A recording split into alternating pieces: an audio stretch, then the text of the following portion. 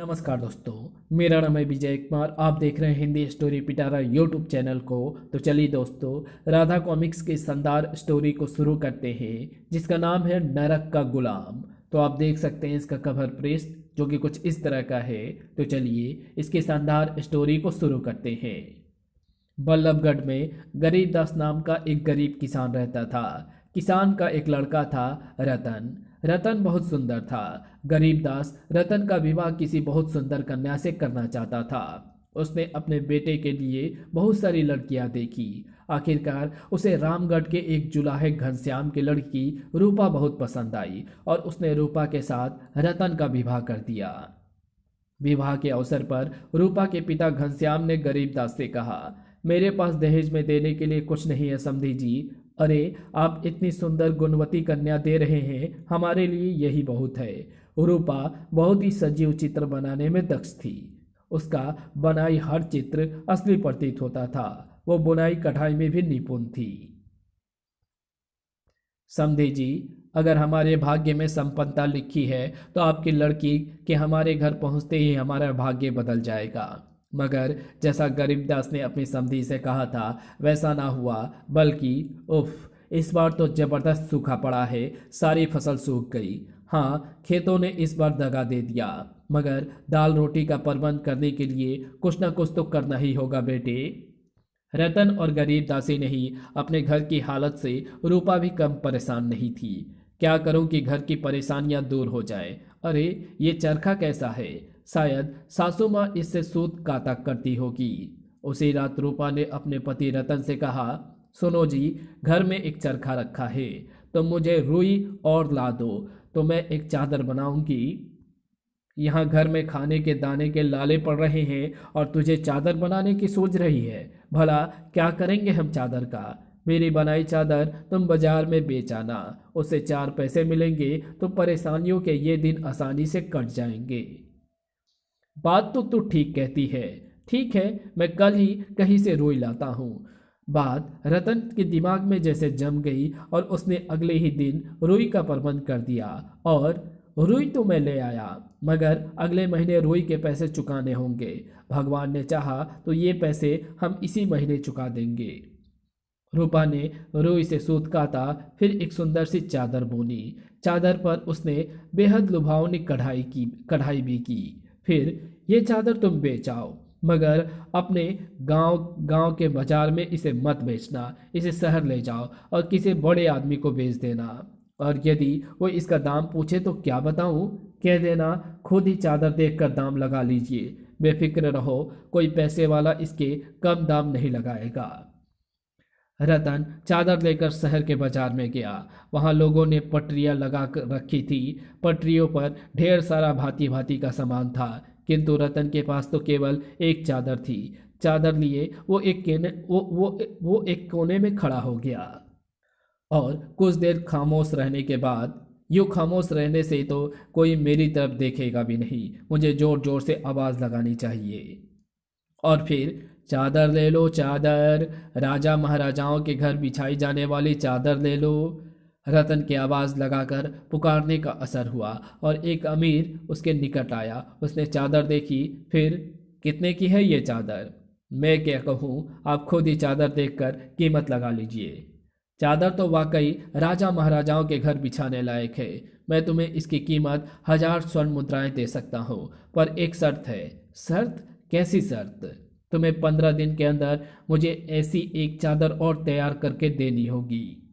ठीक है, तैयार करवा दूंगा। और फिर चादर बेचकर रतन खुशी खुशी घर पहुंचा। उसने अपनी पत्नी रूपा को बताया, 15 दिन बाद एक चादर और देनी है। मैं हफ्ते भर में एक और तैयार कर दूंगी। और फिर रूपा दिन रात चादर तैयार करने में जुट गई। उधर ये चादर तो बड़ी शानदार है, क्यों ना मैं ये महामंत्री जी को भेंट कर दूं। इस चादर पर बने चित्र ऐसे हैं जैसे कि बिल्कुल सजीव हो, एकदम जीते जागते उड़ते पक्षी, तालाब, पेड़ आदि। वाह! आमिर सेठ सरदारी लाल ने वो चादर महामंत्री चतुरसेन को भेंट कर दी। वाह, क्या शानदार चादर है! तुम ऐसी एक चादर और तैयार करवा कर मुझे दो सरदारी लाल, मैं तुम्हें मुंह मांगी कीमत दूंगा। चादरों का जोड़ा मैं महाराज को भेंट करूंगा, महाराज खुश हो जाएंगे। अच्छा हुआ मैंने एक चादर बनवाने के लिए चादर वाले को पहले से ही कह दिया था। ठीक है मंत्री जी, मैं 15 दिन बाद एक चादर और तैयार करवा के दे दूंगा। और फिर 15 दिन बाद रतन ने चादर सेठ सरदारी लाल को दी। तो भाई, तुम्हारी चादर मुझे बहुत पसंद आई, तुम मेरे लिए ऐसी और चादरें तैयार करवा दो। और हाँ, तुम्हारा नाम क्या है, तुम रहते कहाँ हो? सेठ सरदारी लाल को रतन ने अपने घर का पता एवं नाम सब कुछ बता दिया। ये भी बता दिया कि चादरें उसकी पत्नी तैयार करती है। फिर वह प्रसन्नतापूर्वक अपने घर पहुंचा। तुम्हारे हुनर ने हमारे दिन बदल दिए रूपा। मैं सपने में भी नहीं सोच सकता था कि हमें चादर की इतनी कीमत मिल जाएगी।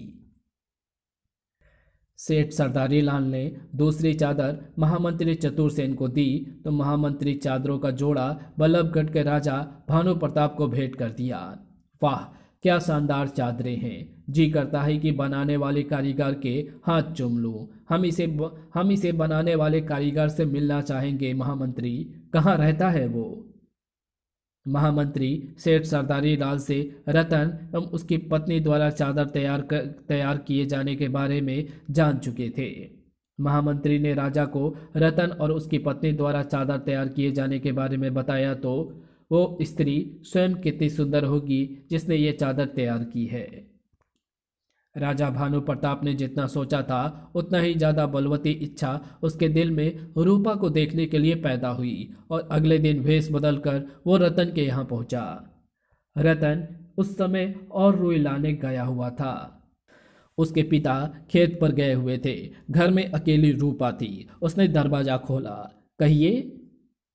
क्या कहूँ, तुम्हें देखकर तो मैं अपना सब कुछ भूल गया हूँ सुंदरी। क्या बकते हैं आप? जानते नहीं मैं शादीशुदा स्त्री हूँ। जाइए, दफा हो जाइए यहाँ से। और राजा भानु प्रताप को बुरी तरह अपमानित करने के बाद रूपा ने भड़ाक से दरवाजा बंद कर लिया। भड़ाक।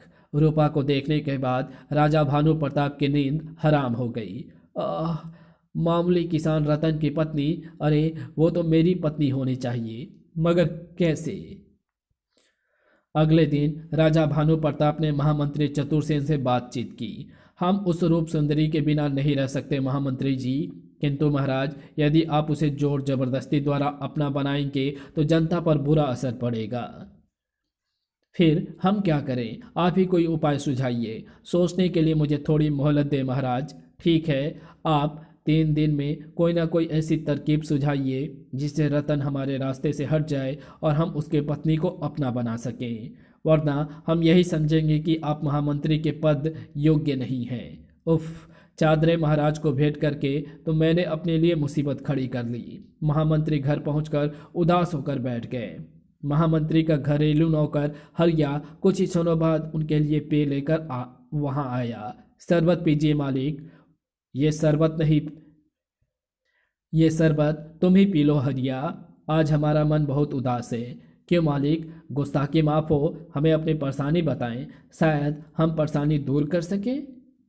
यह समझ लो कि अब हम ज़्यादा समय तक महामंत्री नहीं रह सकेंगे। ऐसा क्यों मालिक? नौकर बेचारा क्या सलाह देगा, ये सोचकर महामंत्री उसे पूरी बात बताने में कोई हर्ज नहीं समझी। सब कुछ सुनकर हरिया ने महामंत्री से पूछा, ये रतन आदमी कैसा है, क्या करता है? महामंत्री ने हरिया को रतन के बारे में बताया। तो मालिक, मुझे तो नहीं लगता कि ये रतन बहुत चालाक व्यक्ति होगा। क्यों ना आप उसे किसी मुश्किल काम से कहीं भेज दें, ऐसे काम पर जहां से उसका जीवित लौट कर आना असंभव हो। यदि वो मर गया तो उसकी पत्नी महाराज किसी तरह शादी करने की जुगत भिड़ा सकते हैं। वाह, सुझाव तो तुम्हारा अति उत्तम है। अगले दिन महामंत्री ने यही सुझाव राजा भानु प्रताप को दिया। वाह महामंत्री, जवाब नहीं तुम्हारा। क्या उपाय सोचा है? हमें खुद अपने हाथों से कोई गुनाह करने की आवश्यकता ही नहीं है। हम रतन को डाकू जालिम सिंह को पकड़ कर लाने का काम सौंप देते हैं। फिर क्या था, जैसे कि राजा एवं महामंत्री में योजना बनी, उसके अनुसार रतन को राज दरबार में बुलाया गया। और भाई रतन, हमने सुना तुम बहुत अक्लमंद हो, आपका सेवक है महाराज। अच्छा, तो ठीक है, यदि हम तुम्हें कोई मुश्किल काम सौंपेंगे तो करोगे? कोशिश तो अवश्य करूंगा महाराज। मेरी कोशिश होगी कि आपका दिया हर कार्य पूरा कर सकूं। तो ठीक है, तुम तो जानते ही हो कि डाकू जालिम सिंह बड़ा चालाक डाकू है। हमारी सेना बहुत कोशिश करने पर भी उसके अड्डों का पता नहीं लगा सकी, उसे गिरफ्तार करने में असमर्थ रही है। हम चाहते हैं कि तुम उसे अपनी अक्ल और सूझबूझ से पकड़कर हमारे सामने पेश करो। मैं हाँ, तुम याद रखो, तुमने खुद ही अभी कहा था कि तुम हमारा दिया हुआ हर कार्य पूरा करोगे। इसलिए डाकू जालिम सिंह को पकड़वाने में असफल रहे तो तुम्हारा सिर धड़ से अलग कर दिया जाएगा। रतन उस रोज बेहद उदास होकर अपने घर पहुंचा। क्या बात है स्वामी, आज आप बेहद उदास और दुखी दिख रहे हैं। रूपा के बहुत पूछने पर रतन ने कारण बताया। तो क्यों घबराते हैं आप? डाकू जालिम सिंह को पकड़ना कोई बहुत मुश्किल काम नहीं है। और फिर रतन की बुद्धिमती पत्नी ने रतन को एक तरकीब बताई। अगले रोज, हाय हाय, हम लुट गए, बर्बाद हो गए हम। क्यों चिल्ला रहे हो? क्या हुआ भाई? अरे क्या बताएं, डाकू जालिम सिंह हमारा सब कुछ लूट ले गया। उसके साथ जो अप्सरा सी औरत थी, उसने तो मेरी पत्नी के सारे गहने भी उतरवा लिए।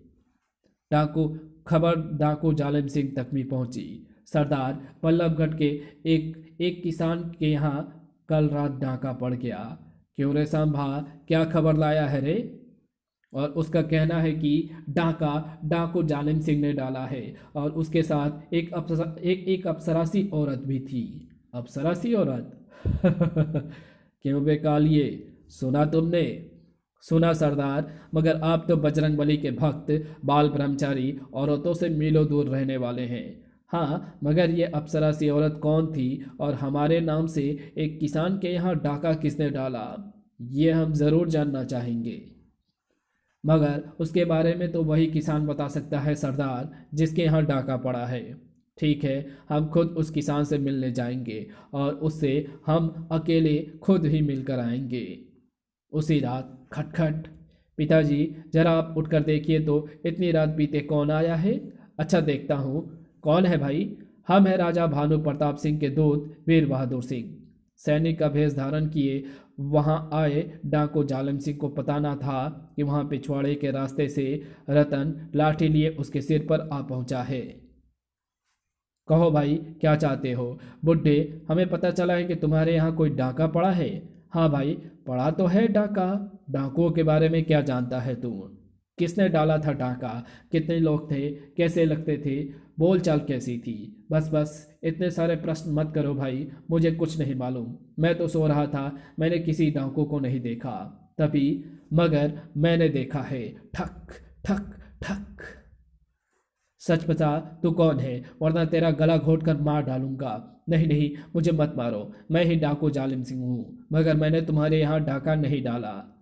हमें मालूम है डाका तुमने नहीं डाला, मगर हम चाहते हैं कि अब तुम कहीं और डाका नहीं डालो। रूपा, जरा रस्सी तो लाना। और फिर अगले ही दिन डाकू जालिम सिंह को रस्सियों से जकड़े रतन राज दरबार में पहुंचा। डाकू जालिम सिंह हाजिर है महाराज। क्या? रतन द्वारा डाकू जालिम सिंह को बंदी बनाकर लाने से राजा भानु प्रताप सिंह हक्का बक्का रह गया। उसने महामंत्री से सलाह की। अब क्या किया जाए महामंत्री? कोई और उपाय सोचना होगा महाराज। ठीक है, आज तो हम रतन को इनाम आदि देकर विदा करते हैं, आगे के लिए आप उपाय सोचिए। राजा भानु प्रताप ने रतन को बहुत कुछ इनाम देकर विदा किया और महामंत्री चतुरसेन को फिर से 3 दिन की मोहलत दे दी। ये क्या मालिक, आज फिर मैं आपको बेहद परेशान दिख रहा हूँ। बात ही ऐसी है हरिया। और महामंत्री ने हरिया को सारी बात बताई। मैं एक सलाह दूं मालिक? हाँ हाँ, अवश्य मालिक। इस रतन को हुक्म दीजिए कि वो स्वर्ग जाकर महाराज के स्वर्गीय पिताजी के हालचाल लेकर लौटे। अव्वल तो रत्न स्वर्ग जा ही नहीं सकता, और अगर जाएगा तो वहां से वापस नहीं आएगा। स्वर्ग जाने के लिए तो उसे मरना ही पड़ेगा ना। बात तो तुमने पते की कही है हरिया, पर महाराज को भी पसंद आ जाए तो कोई बात है। महामंत्री को अपने नौकर की मूर्खतापूर्ण सलाह पसंद आ गई और अपने स्वार्थ में अंधे राजा भानु प्रताप को भी यह सलाह पसंद आ गई। वाह, तुम्हारा जवाब नहीं महामंत्री, बहुत बढ़िया उपाय बहुत बढ़िया उपाय सुझाया है तुमने। और फिर राजा भानु प्रताप ने एक बार फिर रतन को राज दरबार में बुलाया और फिर उसे अपने साथ लेकर राजमहल के गुप्त मंत्रणा कक्ष में पहुंचे। रतन, तुम्हारे बारे में हमने सुना है कि तुम असंभव काम को भी संभव बना सकते हो। नहीं नहीं महाराज, ऐसा कुछ नहीं है। मैं एक मामूली इंसान हूँ। झूठ मत बोलो। तुमने डाकू जालिम सिंह को पकड़ने जैसा असंभव काम संभव कर दिखाया है। पर मगर महाराज, मगर अगर कुछ नहीं, तुम्हें हमारा एक बहुत ही गोपनीय कार्य करना है। और खबरदार, किसी से इस बारे में एक शब्द भी नहीं कहना। आखिर महाराज मुझसे चाहते क्या हैं? फिर किसी मुसीबत में डालना चाहते हैं मुझे? हम चाहते हैं कि तुम स्वर्ग जाकर हमारे स्वर्गीय पिताजी का हाल चाल मालूम करके आओ। स्वर्ग जाकर आपके पिताजी का हाल? हाँ, और इसके लिए हम तुम्हें 2 महीने का वक्त देते हैं। यदि तुम स्वर्ग जाकर हमारे पिताजी को देख कर नहीं आए तो तुम्हारा सिर धड़ से अलग कर दिया जाएगा। बेहद परेशान सा रतन अपने घर पहुंचा तो उसका चेहरा देखकर ही उसकी पत्नी रूपा समझ गई कि उसका पति फिर किसी मुश्किल में फंस गया है। क्या बात है जी, यूं मुंह क्यों लटकाए हुए हो? अब तो मेरा सिर धड़ से अलग होकर ही रहेगा रूपा। क्यों भला? ऐसा क्या अपराध कर दिया आपने? मैंने तो कोई अपराध नहीं किया, किंतु महाराज ने इस बार काम ही ऐसा सौंपा है। क्या काम सौंपा है, जरा मुझे भी तो बताइए। और जब रतन ने सारी बात बताई तो फिलहाल तो आपकी मुश्किल हल हो गई समझिए। मैं आपको एक तरकीब बताती हूँ। रूपा ने रतन को तरकीब बताई और फिर बोली, मगर मुझे लगता है कि महाराज आपको आगे भी परेशान करते रहेंगे। आप एक काम कीजिए, किसी तरह महाराज और उनके पिता का चित्र हासिल कीजिए। किंतु मैं भला महाराज और उसके पिता का चित्र कहाँ से हासिल कर सकता हूँ? ठीक है, ये चित्र भी महाराज ही देंगे। आप ऐसा कीजिए। रूपा ने फिर एक तरकीब रतन को बताई। फिर अगले दिन रतन राज दरबार में पहुंचा। राजा भानु प्रताप उसे गुप्त मंत्रणा कक्ष में ले गया। हाँ भाई रतन, कहो क्या कहना है? महाराज, मैं 4 दिन बाद शुभ मुहूर्त में स्वर्ग यात्रा पर निकल रहा हूँ, किंतु एक समस्या है। क्या? मैं आपके पिता को पहचानता नहीं हूँ, इसलिए मुझे उनका एक चित्र चाहिए और एक चित्र आपका भी। मेरा चित्र? वो क्यों भला? ताकि आपका चित्र आपके पिताजी को दिखाकर उन्हें ये विश्वास दिला सकूं कि मुझे आपने भेजा है। अच्छा अच्छा, ठीक है, मैं तुम्हें एक चित्र दिलवाता हूँ। राजा भानु प्रताप ने अपने पिता का चित्र रतन को दिलवा दिया। चित्र लेकर रतन अपने घर पहुंचा। चित्र उसने अपनी पत्नी के हवाले कर दिया। राजा भानु प्रताप का चित्र देखकर रूपा उसके नीयत के बारे में सब कुछ समझ गई। वो उसे पहचान गई थी। फिर 6 दिन बाद रूपा द्वारा बनाई योजना के अनुसार रतन फिर से राज दरबार पहुंचा। महाराज की जय हो। आपके आशीर्वाद से मैं आपके पिताजी के दर्शन कर आया हूँ महाराज। क्या? जी हाँ महाराज, मगर खेद है कि मैं उनकी हालत बयान नहीं कर सकता। क्यों? क्यों? मुझे डर है कि अपने पिता की हालत जानकर आप नाराज हो जाएंगे। यदि आप मुझे अभयदान का वचन दे तो मैं सच बात कहने की हिम्मत करूं। ठीक है, हमने दिया तुम्हें अभयदान। तुम बताओ हमारे पिताजी का क्या हाल है? उनका हाल बहुत बुरा है महाराज, और वे स्वर्ग में नहीं हैं। स्वर्ग में नहीं हैं तो कहाँ हैं मेरे पिताजी? नरक में, और वहाँ वे बुरी हालत में है। उनकी स्थिति नरक में गुलाम की सी है। नरक में उन्हें दिन रात काम करना पड़ रहा है। क्या बकते हो? मेरे पिता नरक में? भला ये कैसे हो सकता है? इस बारे में मैं क्या कह सकता हूँ महाराज? आपके पिता खुद ही कह रहे थे कि उन्होंने अपने राज्यकाल में जैसा किया था वैसा ही भुगत रहे हैं। नहीं नहीं, तुम झूठ बोल रहे हो। मैं जानता था कि आप मेरी बात पर विश्वास नहीं करेंगे, इसलिए मैं आपके पिता से वादा करके आया हूँ कि आपको साथ लेकर उनके दर्शन के लिए आऊँगा। ओह, तो फिर मेरे पिता ये सुनकर क्या बोले?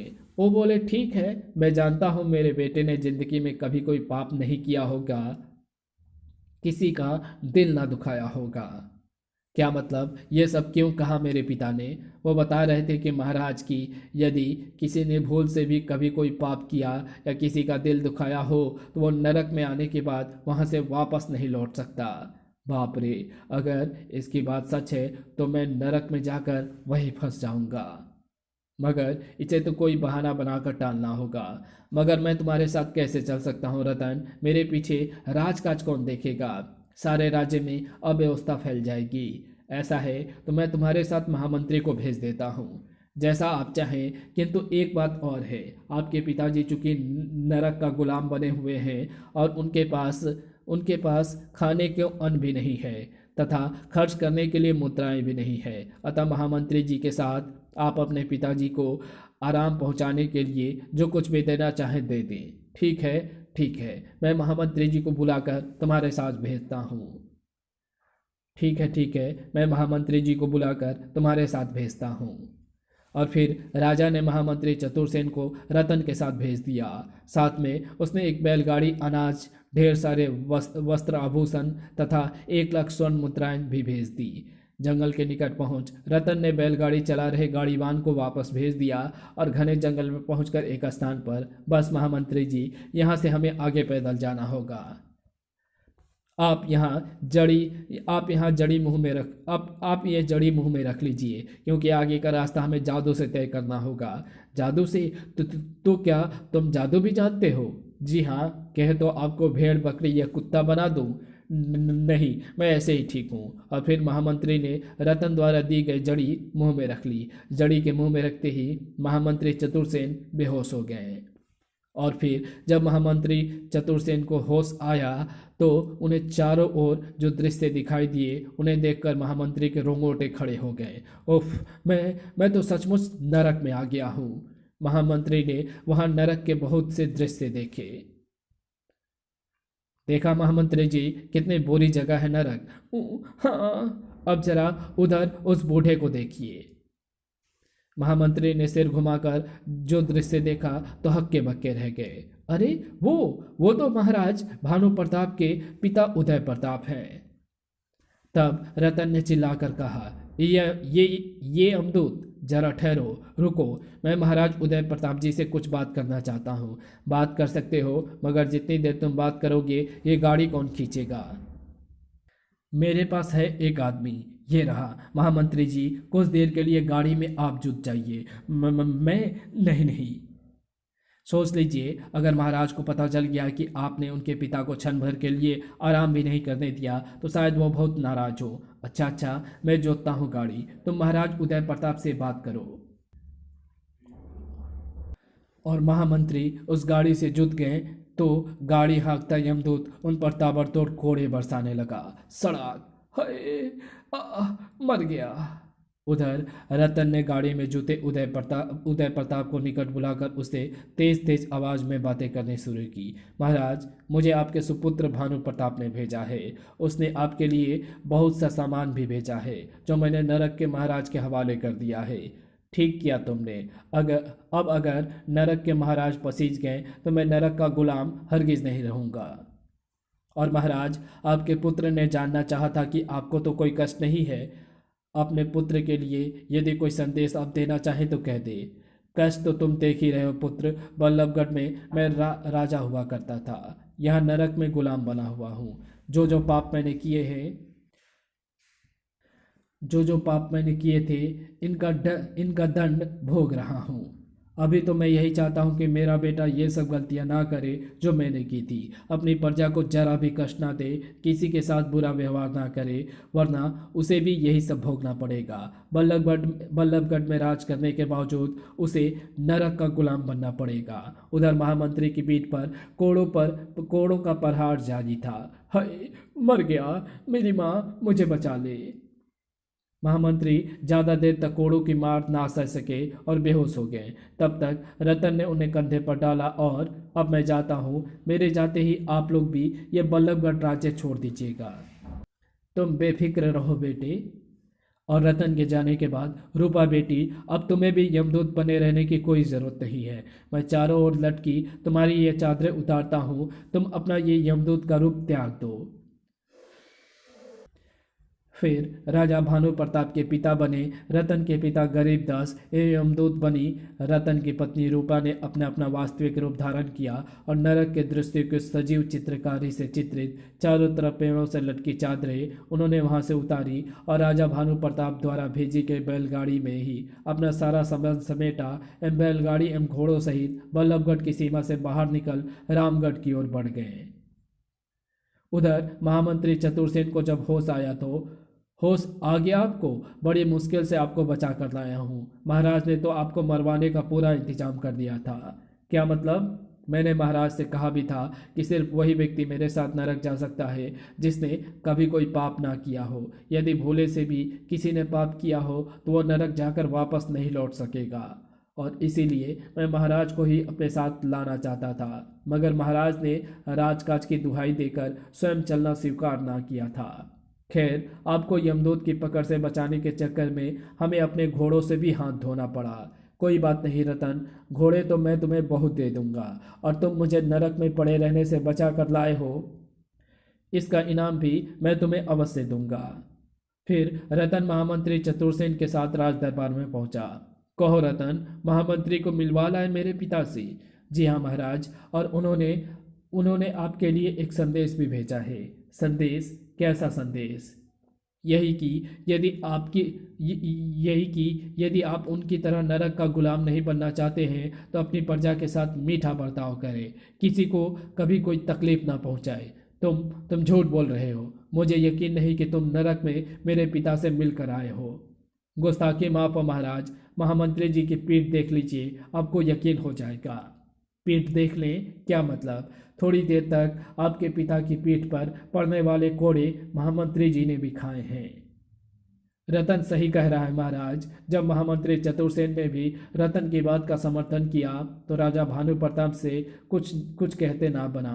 महामंत्री ने राजा को अपनी पीठ पर पड़े कोड़े के निशान भी दिखाए तो राजा स्तब्ध रह गया। बाद में उसी रात महामंत्री चतुर्सेन से एक शानदार घोड़ा एवं ढेर सारे उपहार लेकर रतन रातों रात बल्लभगढ़ की सीमा पार कर रामगढ़ की ओर बढ़ गया। और उसके बाद रामगढ़ पहुंचने पर उसके ससुर घनश्याम ने अपनी बेटी और समधी के साथ दामाद का हार्दिक स्वागत किया। तुम्हारी बेटी बहुत गुणी है घनश्याम, बड़े ही सजीव चित्र बनाती है। मैंने तुम सबके लिए यहीं पर जमीन एवं मकान का प्रबंध कर दिया है बेटे। महामंत्री जी भी खूब बेवकूफ़ बने, किंतु रूपा कुछ कमाल उस जड़ी का भी था जिसके कारण महामंत्री जी की सोचने समझने की शक्ति और बुद्धि भी कुछ समय के लिए बेकार हो गई। आप भी गजब के कलाकार हैं पिताजी। मेरा बनाया राजा उदय प्रताप का मुखौटा पहनकर आपने भानु प्रताप का बाप बनकर बहुत बढ़िया काम किया। और इसी के साथ ये शानदार कहानी यही समाप्त होती है। तो आपको ये कॉमिक्स कैसी लगी? आपको अगर ये वीडियो अच्छी लगी हो तो इस वीडियो को लाइक शेयर कमेंट ज़रूर कर देना। चैनल पर नए हो तो चैनल को सब्सक्राइब कर ऑल नोटिफिकेशन को सिलेक्ट ज़रूर कर लेना। तो मिलते हैं आपसे किसी और नई वीडियो में, तब तक के लिए बाय।